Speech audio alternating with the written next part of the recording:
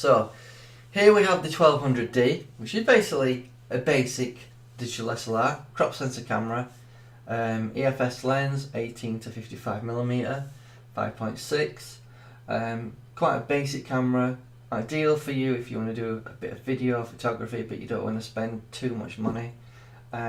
It's a basic kit setup. If you're a beginner, this is probably what you want to start out with. You know, it's quite decent sensor on it, and you can capture some really good images. Let's move on to the next camera.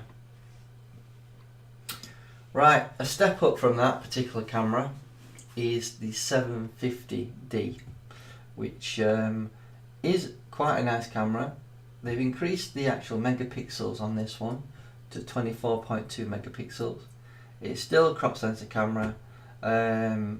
Basically, it easily shoots cinematic, full HD movies. It's a step up from the 1200D, definitely, because you've got extra dial on there and options that you can manually adjust things.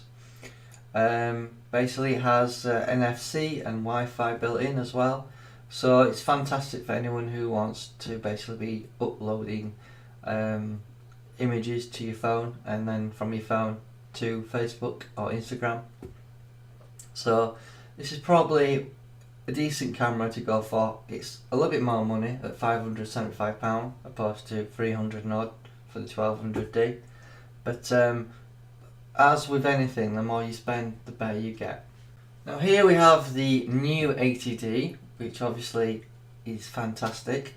It's in particular really good because it's got a dual pixel Cosmos AF system, so it's really good for doing video in terms of pulling focus from the background to the foreground. Obviously it's more money at £919, and you'll get quite a decent frame rate at 7 frames per second with this particular one.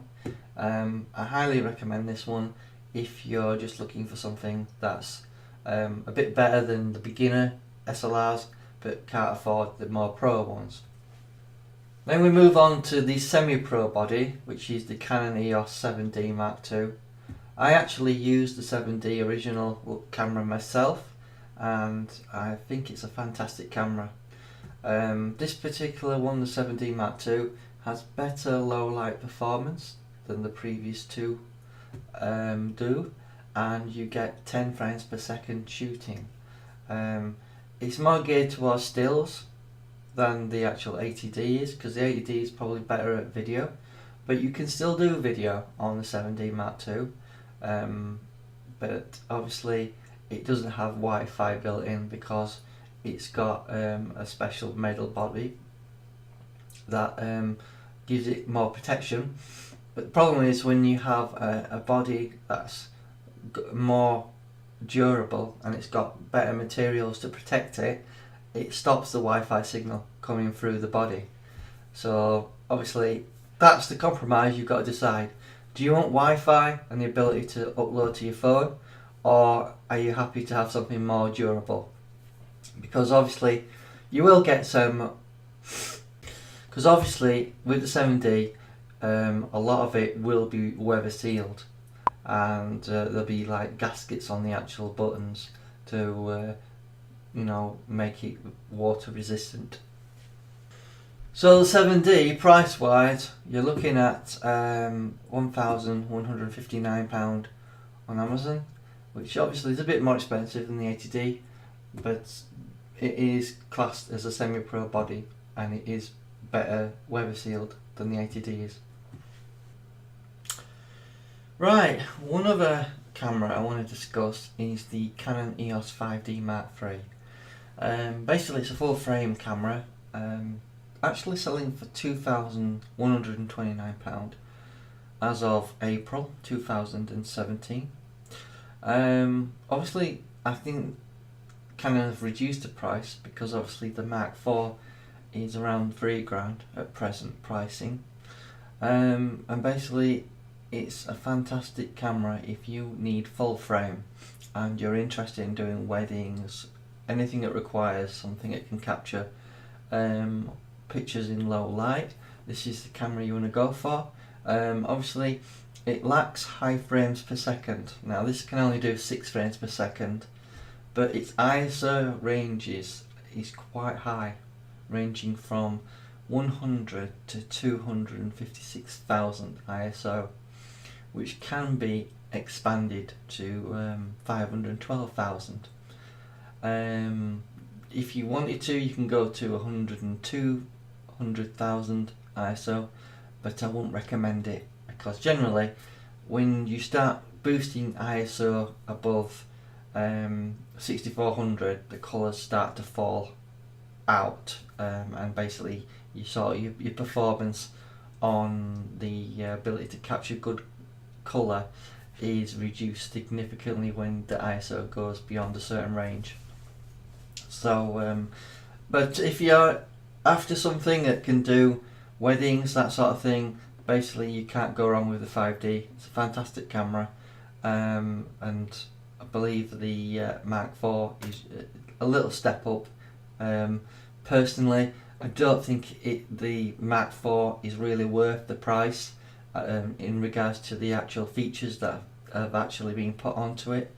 So I would recommend the EOS 5D if you need full frame, but you don't have a lot of money, such as the 1DX, which the Mark 1 is selling for around $3,000. I'll show you the 1DX in a minute, but the Mark 2 version of it is around $6,000. Anyway, I just wanted to discuss the 5D, so let's move on to the 1DX. Moving on to the flagship. This is the Canon EOS 1DX. There is a Mark 2 version out, which I believe is selling for at least twice the amount. But £3,899 will buy you the Canon EOS 1DX with its 18.1 megapixel. This is actually different to the other ones I've shown you in terms that it's a full frame sensor, and basically you can still achieve what you can with the 7D in terms of its frame rate, ranging from 12 frames per second to 14, but you know, it is a more durable body. But a lot of people underestimate the 1D bodies and think they can get on with the cheaper ones. The thing you've got to keep in mind is when you put a battery in one of these 1D bodies, they last forever. Many times I've had one of the cheaper cameras, such as my 600D and my 7D, and I run out of battery power. You know, in a full day, you know, 2 batteries are dead basically. But with this particular camera, you're likely to not run out of battery power, even if after using it for 3 days solid. So it's a fantastic camera if you need something that can basically achieve long running times basically. So that's my rundown of the cameras that I think you should take a look at, and thank you for watching.